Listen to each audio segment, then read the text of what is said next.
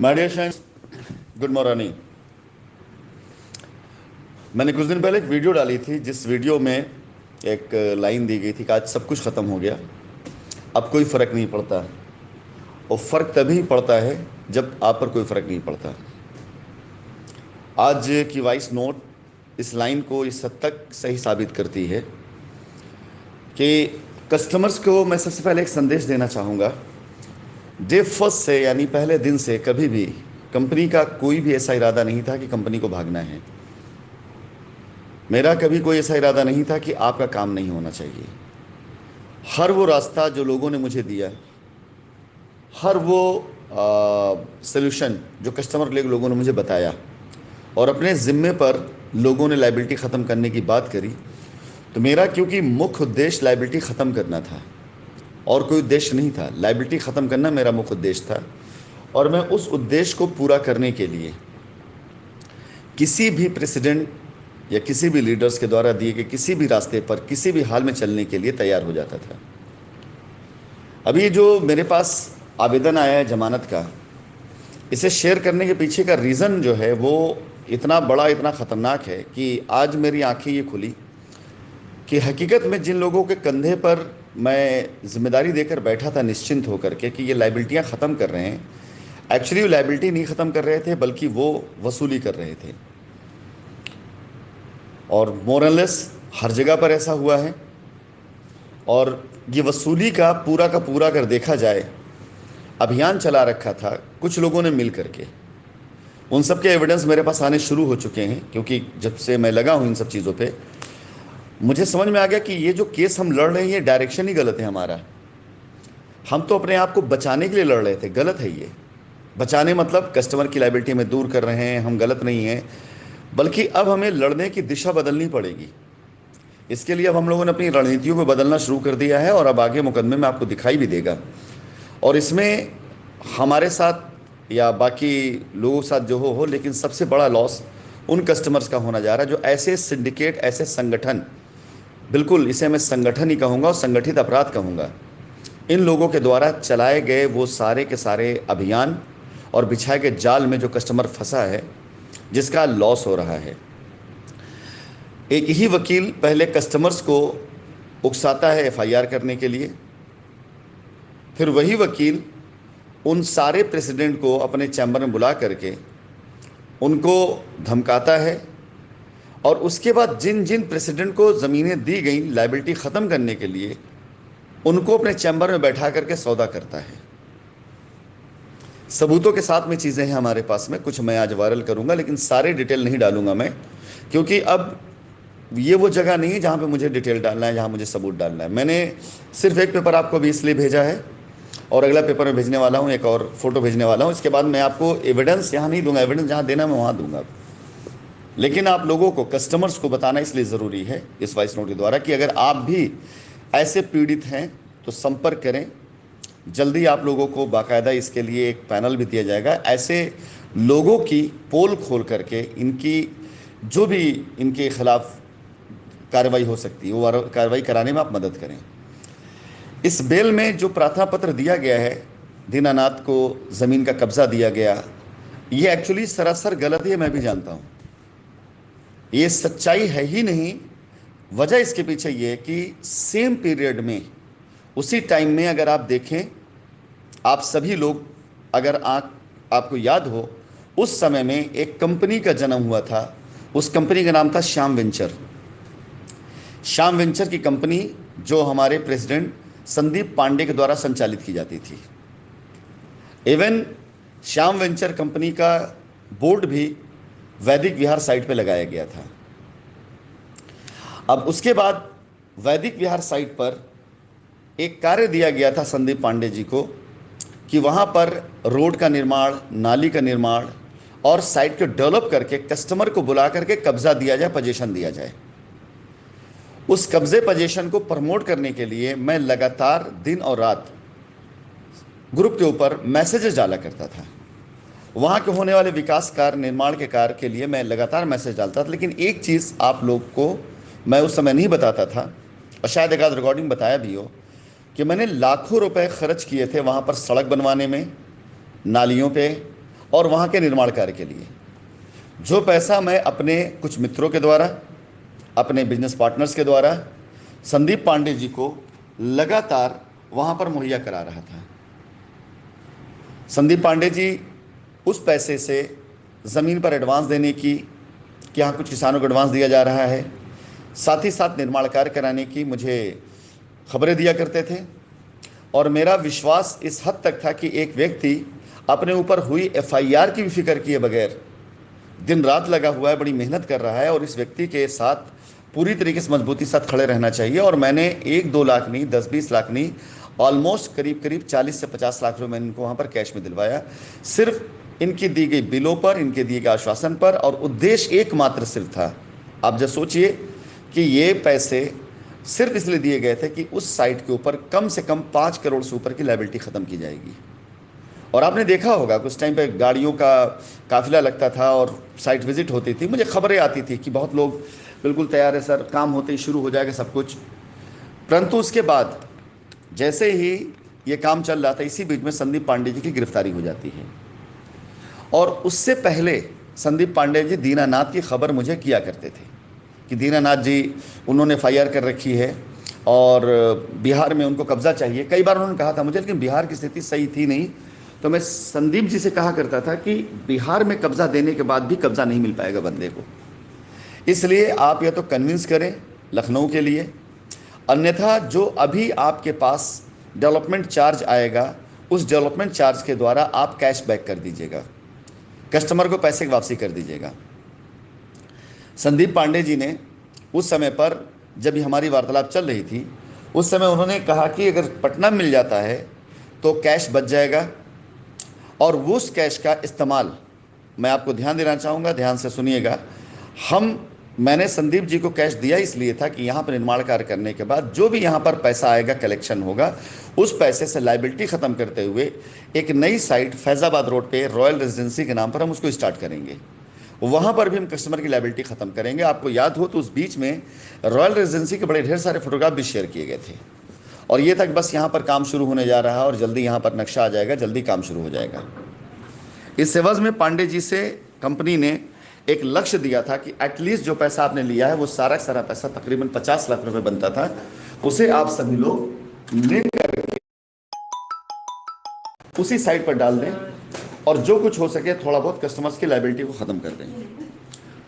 संदीप पांडे जी ने उस टाइम पर आश्वासन दिया कि कस्टमर की लायबिलिटी ख़त्म करने के साथ साथ हम पूरी तरीके से साइट को भी स्टार्ट कर लेंगे, और इस साइट के ऊपर कस्टमर की लायबिलिटी ख़त्म करते हुए कंपनी के ऊपर लगे हुए दाग, जैसा बोला जाता था इन लोगों का वो कि अपनी प्यारी शाइन सिटी को एक बार फिर से देखना चाहता हूँ, फिर से करना चाहता हूँ। मुझे क्या पता कि ये मीठा बोल बोल करके ये लोग कस्टमर के साथ खेल खेल रहे थे, और इस खेल का ये लोग तो बंदर थे, मदारी कोई और था जो डुगडुगी बजाता था, और ऐसे केसेस को जो होने चाहिए कायदे से, उसको पैसे के नाम पर पैसा ले करके गलत तरीके से किया जा रहा था। आफ्टर ऑल कहने का मतलब ये कि दीनानाथ को पटना में ज़मीन दिया जाए, इसके पक्ष में कंपनी भी नहीं थी, और कंपनी इस पक्ष में थी कि या तो लखनऊ में कोई उसको प्लाट दे दिया जाए, अन्यथा उनका पैसा कैशबैक के थ्रू वापस कर दिया जाए।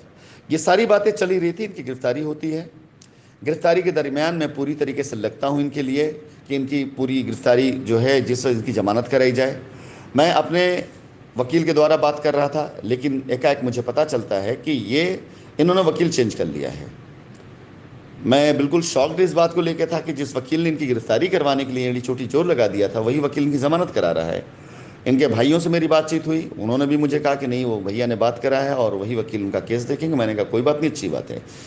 इसी दरमियान एक बात मैं और आप लोगों को बताता चलूँ, इसी दरमियान कुछ कस्टमर्स जिनसे उन्होंने पैसे ले लिए थे, उन कस्टमर्स की रजिस्ट्रियाँ थीं, और वो रजिस्ट्री को मैं अभिनवदीप श्रीवास्तव के द्वारा करवा रहा था।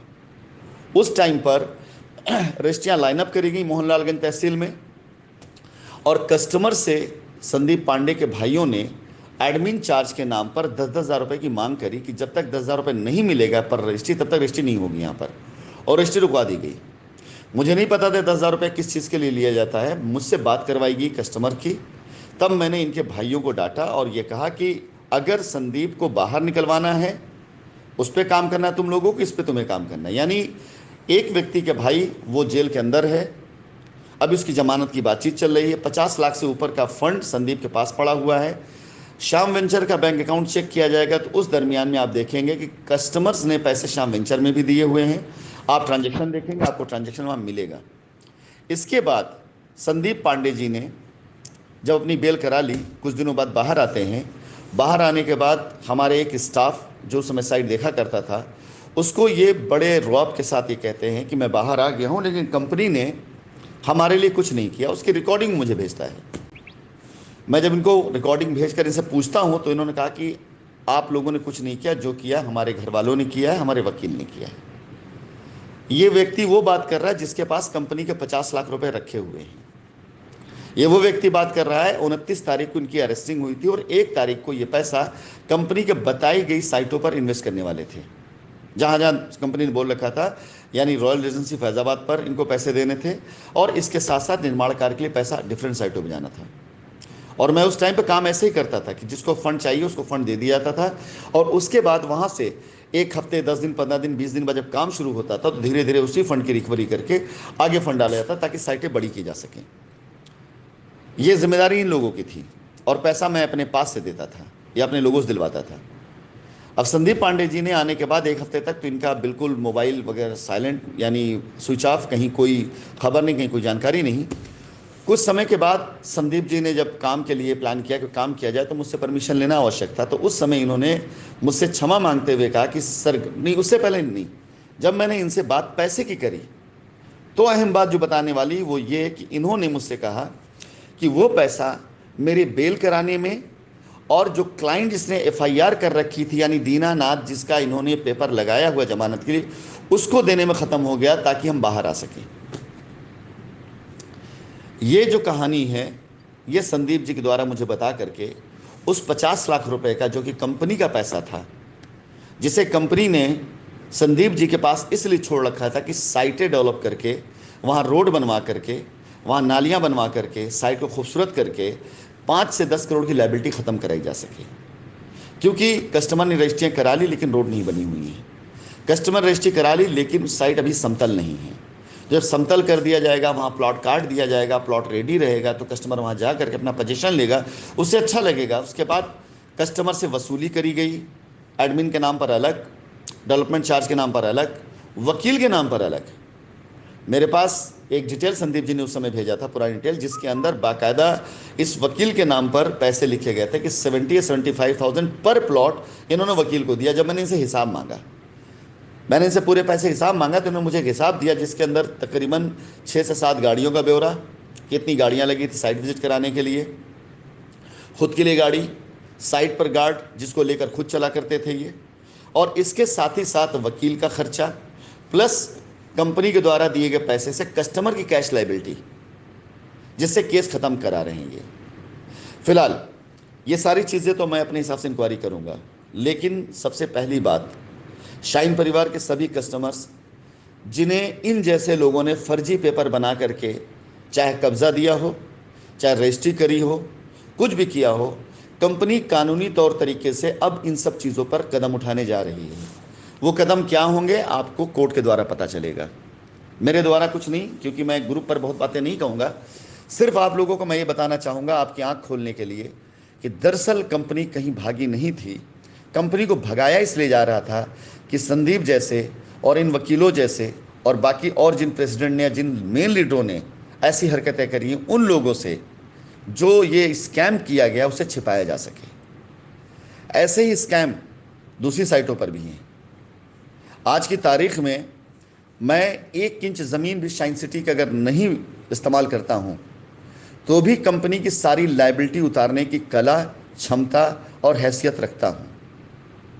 1 रुपए की भी ज़मीन शाइन सिटी इस्तेमाल किए बगैर कंपनी की सारी लायबिलिटी उतारने की जिम्मेदारी मैं खुद लेता हूँ। लेकिन ये सारे के सारे लोग जिन्होंने ऐसा कार्य किया, कंपनी कहीं भागी नहीं थी, इन सब ने मिल करके कंपनी को भगाया। मैं कस्टमर से ये अनुरोध करूंगा कि अभी इस समय मेरे जो प्रयास हैं वो आपकी लायबिलिटी उतारने के ही प्रयास हैं। आप में से यदि कोई इस प्रकार से आगे ऐसे लोगों का साथ देता है तो मैं आपको ये तो नहीं कहने जा रहा हूं कि हाँ मैं लायबिलिटी उतारने नहीं आऊँगा, काम नहीं करूँगा। बिल्कुल मैं करूँगा, मैं बिल्कुल करूंगा, लेकिन ऐसे साइलेंट तरीके से करूंगा, काम भी करूंगा और इतना बड़ा काम करके दिखाऊंगा, इतना बड़ा काम करके दिखाऊंगा, जितना बड़ा काम कि आपने मुझसे उम्मीद भी ना करी होगी, मैं वो भी करूंगा।